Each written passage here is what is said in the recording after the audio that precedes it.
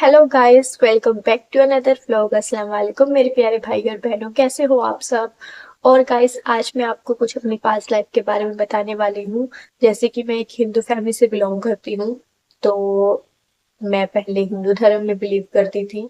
और अब जैसे कि मैं इस्लाम को फॉलो कर रही हूँ, इस्लाम के बारे में जान रही हूँ, उसको समझ रही हूँ। और जहाँ तक मैंने इस्लाम को जाना है, उसको समझा है, तो उसमें मुझे बहुत ऐसी सच्चाई नजर आई है जो कि मुझे इसके बारे में बिल्कुल भी पहले नॉलेज नहीं थी। तो ये कब से हुआ है, कैसे हुआ है, उसके बारे में मैं फुल डिटेल से आपको बताऊंगी।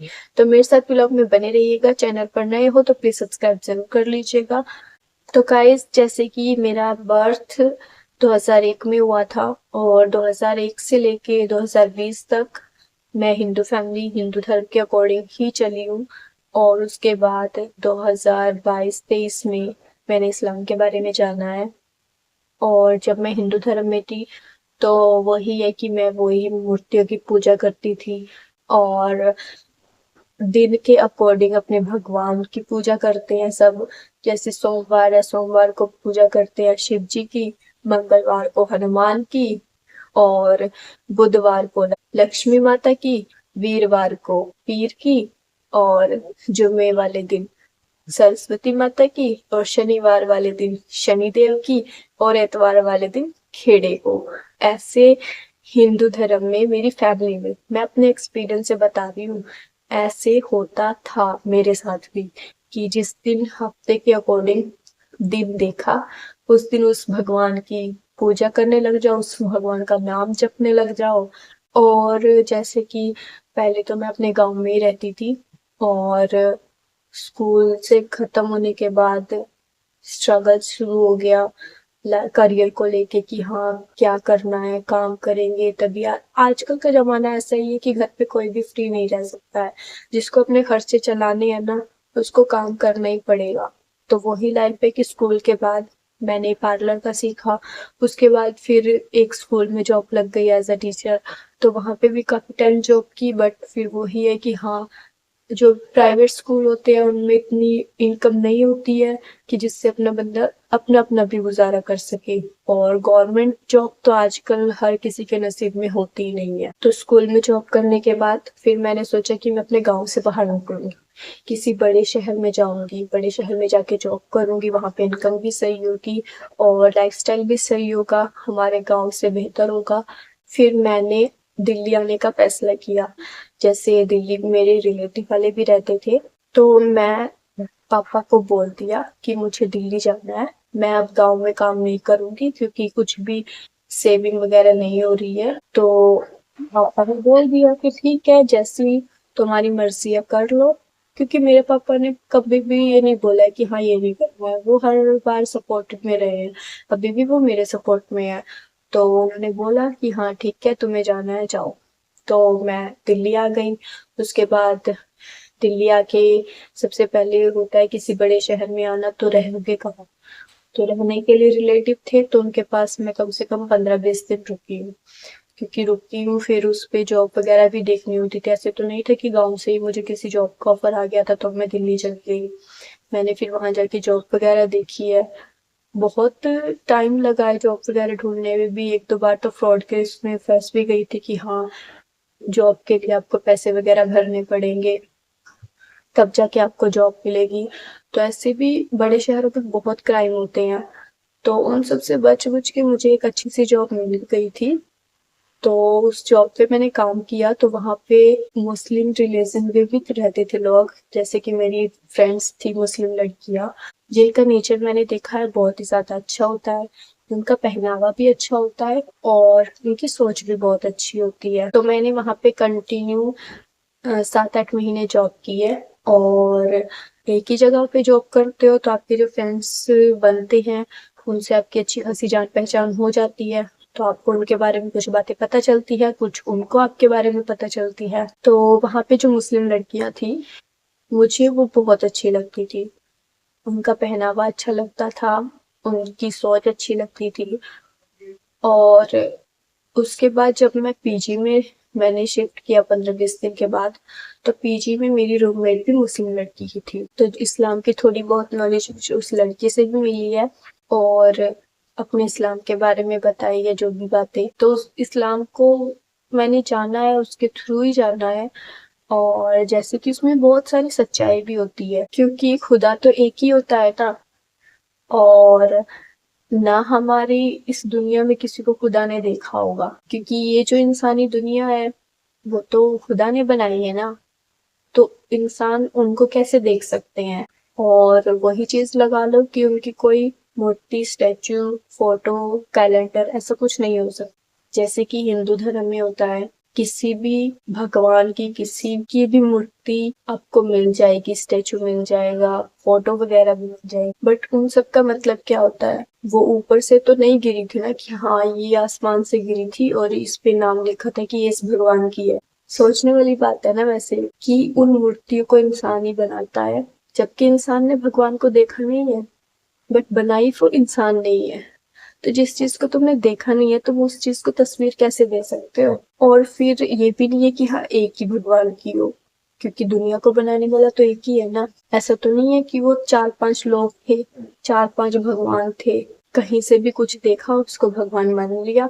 और जहां तक हिंदू धर्म में ये भगवत गीता होती है या शिव पुराण होता है, तो उसमें भी कहीं नहीं ऐसा लिखा हुआ कि तुम मूर्तियों की पूजा करो या मूर्तियों में तुम्हारा भगवान बसता है। साफ साफ तौर पे लिखा हुआ है कि उसमें भगवत गीता में, विष्णु पुराण में मूर्ति पूजा का खंडन किया गया है। क्योंकि मैंने चीज वो देखी है, मैं एक हिंदू फैमिली से हूँ, तो जो भी हिंदू धर्म की चीजें होंगी वो मुझे पता होंगी ना। और अगर आप भी ये चीज देखोगे तो आपको भी ये बहुत अच्छी तरह से समझ में आ जाएगी कि हिंदू धर्म में और इस्लाम में कितना फर्क है। बट समझने वाला होना चाहिए, बंदे को पहले समझना चाहिए इस्लाम के बारे में। अब 2022-23 की बात है, जब से मैं इस्लाम को जान रही हूँ, मैंने इस्लाम को समझा है। मैंने अभी भी, मैं एक हिंदू फैमिली में ही रह रही हूँ, अपनी फैमिली के साथ रह रही हूँ, और अभी मैंने लीगल तरीके से इस्लाम को एक्सेप्ट नहीं किया, बट हाँ दिल से जरूर किया है। और हमारे दिल का कनेक्शन हमारे खुदा अल्लाह ताला से होता है, जिसको कुछ भी एक्सप्लेन करने के लिए ना हमें कोई कागज, कोई डॉक्यूमेंट्स दिखाने की जरूरत नहीं है कि हाँ ये प्रूफ है हमारी कि हमारे दिल में किसके लिए इबादत है। जो लोग बोलते हैं ना कि हाँ ये सिर्फ फेमस होने के लिए कर रही है, अगर मैं करूंगी ऐसा कुछ तो उसकी सजा तो मुझे ही मिलेगी ना, क्योंकि मुझे इतना एहसास हो चुका है कि खुदा सिर्फ एक है, अल्लाह ताला, और वो इस हम सबके गुनाहों की सजा हमें एक दिन जरूर देगा। और कयामत वाले दिन सबका हिसाब होगा। मेरे पास कमेंट भी आए हैं एक दो कि हाँ आप इस्लाम धर्म में शादी करोगी या आप एक मुस्लिम लड़के के लिए ये सब कर रहे हो। तो गाइस, मैं इस्लाम को मान रही हूँ, उसको मैंने अपनाया है, तो ऑफ कोर्स मैं एक मुस्लिम लड़के से शादी करूंगी। इस्लाम के बारे में जानो, उसको समझो, और जब तुम्हें लगे कि हाँ ये अच्छा है तभी तुम उस चीज को एक्सेप्ट करो। क्योंकि ये बात इस्लाम धर्म में भी है कि किसी को जोर जबरदस्ती से इस्लाम नहीं एक्सेप्ट कराया जा सकता, कोई जोर जबरदस्ती नहीं होती है इस्लाम धर्म में। तो यूट्यूब चैनल का थॉट भी नहीं था कि हाँ मैं कभी यूट्यूब चैनल बनाऊंगी और उस पे मतलब कि मेहनत वगैरह करनी होगी या क्या कैसे करना होगा, कैसे यूट्यूब चैनल बनाया जाता है, उसकी कौन कौन सी सेटिंग वगैरह होती है, मुझे इन सब के बारे में बिल्कुल भी नॉलेज नहीं थी। मेरे पास अगर फोन था तो सिर्फ क्या होता था, इंस्टा चल रहा है और यूट्यूब पे स्क्रॉल कर रहे हो बस। ये चीज नहीं थी कि हाँ ये दूसरे इंसान ने कितनी मेहनत से बनाई है और इसको बनाने में कितना टाइम लगा है। क्योंकि कोई भी काम अगर आप करते हो तो उसको करने में मेहनत तो लगती है ना, और इसका पता तभी लगता है जब आप वो खुद से करते हो। तो पहले उन चीजों को समझना बहुत जरूरी होता है, और हमें कैसे इस पे काम करना है, किन किन बातों का ध्यान रखना है, थंबनेल कैसे बनता है। और इस चैनल पर भी काम करो, जो भी तुम्हारी लाइफ में होता है डेली की, तुम्हें ज्यादा कुछ नहीं करना है, सिर्फ जो तुम डेली करती हो उसको वीडियो बना के सिर्फ अपलोड करनी। क्योंकि जब मैं दिल्ली रह रही थी तो स्टार्टिंग में तो हम कोई भी जॉब करते हैं तो वो सही चलती है, क्योंकि सीनियर जो होते हैं वो समझते हैं कि हाँ चलो धीरे धीरे सब काम आ जाएगा, बट जब हम उस जॉब में पड़ जाते हैं, हमें 4 5 6 महीने हो जाते हैं, तो हमें सीनियर का प्रेशर होने लगता है कि हाँ ये काम तुम्हें इस टाइम में पूरा करना ही है, टारगेट है तुम्हारा, अगर ये टारगेट पूरा नहीं हुआ तो तुम्हारी सैलरी रोक दी जाएगी, तो तुम्हें अगले मंथ जॉब से निकाल दिया जाएगा। ऐसी टेंशन बहुत होती है। और सबसे बड़ी बात है कि अगर आप किसी बड़े शहर में रह रहे हो तो वहाँ पे जॉब का होना बहुत जरूरी है, और अगर आपके हाथ से एक जॉब निकल गई तो आपको फिर जहाँ पे रह रहे हो वहाँ का रेंट भी देना होता है और डेली का खर्चा भी होता है। वहाँ पे अगर आपको पानी तक लेना हो तो वो भी बाहर से पैसे से ही मिलेगा। दिल्ली जैसे बड़े शहर में पानी तक फ्री का नहीं है।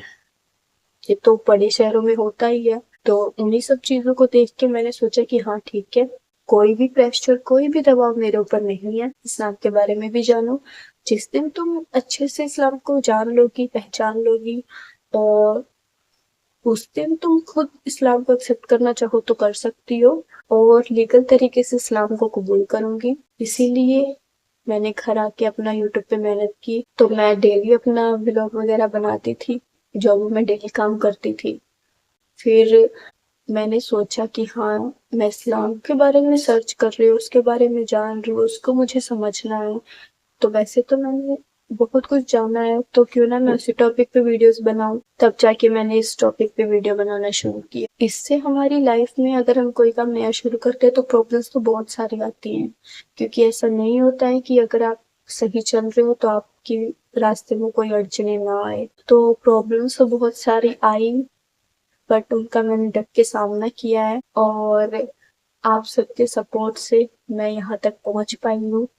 और मैं आपको एक बात बता दूं कि मेरा चैनल भी मोनेटाइज हो चुका है, आप सबके बहुत प्यार और सपोर्ट से। बट चैनल मोनेटाइज होने के बाद भी ऐसी बहुत सारी प्रॉब्लम्स होती हैं जो हमें फेस करनी होती हैं।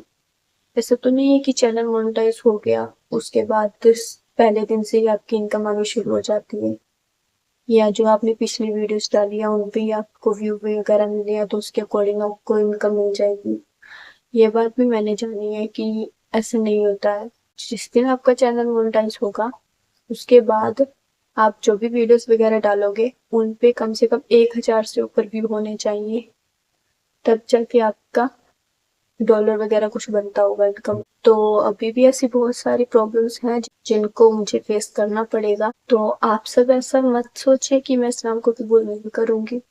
दिल से तो मैं एक्सेप्ट कर चुकी हूँ ना उस चीज को, बट लीगल तरीके से एक्सेप्ट करने में मुझे थोड़ा टाइम चाहिए, और ताकि मैं थोड़ी अच्छे से और मेहनत कर पाऊँ इस चीज पे। और जब हो जाएगा मुझे लगेगा कि हाँ अब तुम तैयार हो इस चीज के लिए, आप सबको बताऊंगी भी, पूरी लीगल तरीके से हटाउस भी होगा। बस आप सब मुझे ऐसे ही सपोर्ट करते रहिए।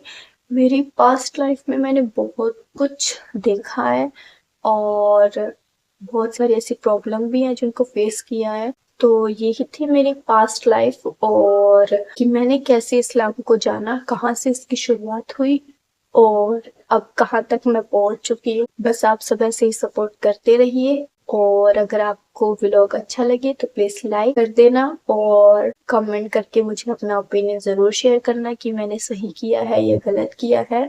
और मुझे आप सबके सपोर्ट की बहुत जरूरत है। आप सब प्लीज ऐसे ही सपोर्ट करते रहना। आज के लिए इतना ही। मैं अल्लाह ताला से दुआ करूंगी कि आप सब भी खुश रहें और आपकी हर दिलो मुरादें पूरी हों। अपना ख्याल रखिए। मैं मिलूंगी आपसे नेक्स्ट व्लॉग में। तब तक के लिए बाय बाय, टेक केयर, अल्लाह हाफिज।